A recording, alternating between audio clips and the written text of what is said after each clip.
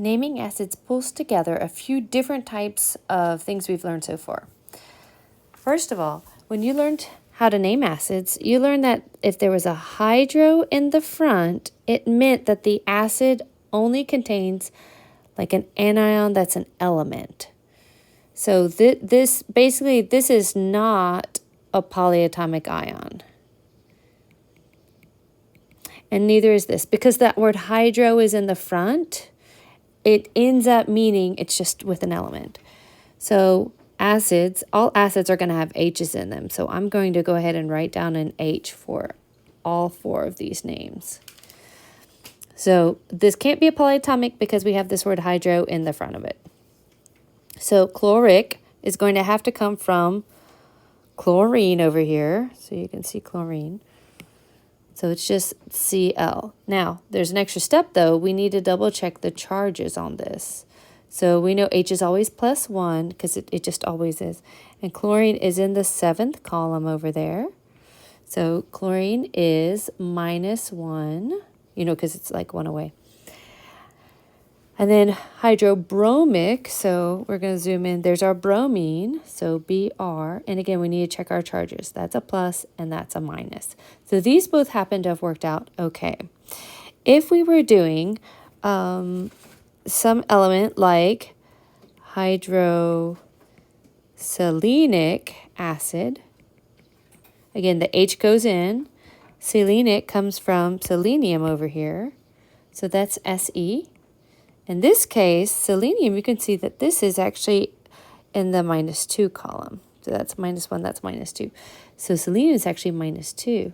So you'll notice that when we do that cross and drop, this needs to be H2Se.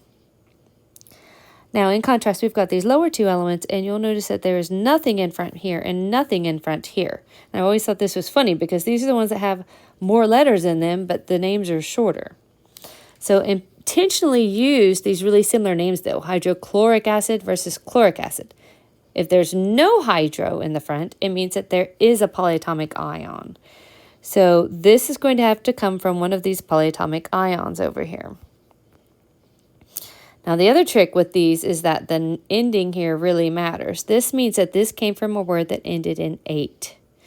This us means that it came from a word that ended in -ite.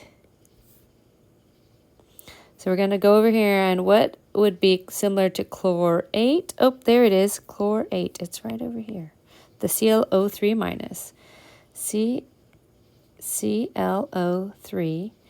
And again, that's a -1 charge. That's a +1 charge, so we're good on that one. And then bromite. Let's see if bromite's on here. It might not be on this chart. This is great to use an example that wasn't on the chart. But bromite is actually the same look as chlorite, except that it has a Br in it. So bromite is BrO2 minus. So again, BrO2. And that's a -1 and that's a +1. So again, those worked out evenly. But when you're doing like sulfuric acid, again, the ic means it came from the ate. So there is a really close word. Let's find it right here. Sulfate. So this is a funny one when it converts into the acid form. But this actually comes from sulfate. And this is H with an SO4. Now remember that's -2. And so this is +1. And so I'm going to need 2 of those. So the charge balance still matters when we're doing the formulas of different acids. And now the final step to make sure that it's indicating that it's an acid is you write AQ after each of them.